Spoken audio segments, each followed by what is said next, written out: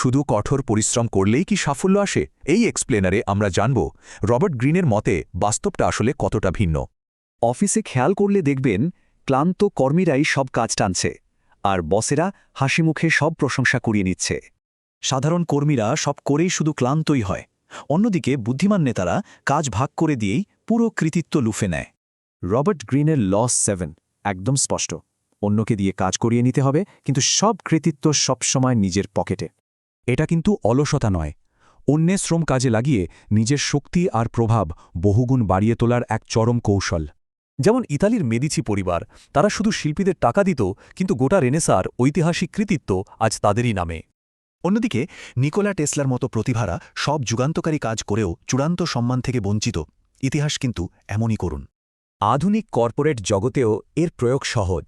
দক্ষ লোক খুঁজে কাজ বুঝিয়ে দিতে হবে, আর শেষে নিজের নাম বসাতে হবে।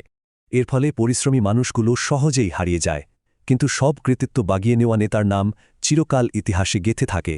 তবে সাবধান, নিজের অবস্থান দুর্বল থাকলে আগেই সব আলো কাড়ার চেষ্টা করা বোকামি, এতে হিতে বিপরীত হতে পারে। যেমন হেনরি কিসিঞ্জার, তিনি অত্যন্ত চতুরতার সাথে রিচার্ড নিক্সনকে কৃতিত্ব দিয়ে নিজের ক্ষমতা শক্ত করেছিলেন। অসাধারণ এক চাল। তাই একটা প্রশ্ন থেকেই যায়, শুধুই কি অন্যের হাতিয়ার হয়ে থাকা হবে, নাকি সেই হাতিয়ার নিয়ন্ত্রণকারী ক্ষমতাবান মাস্টার?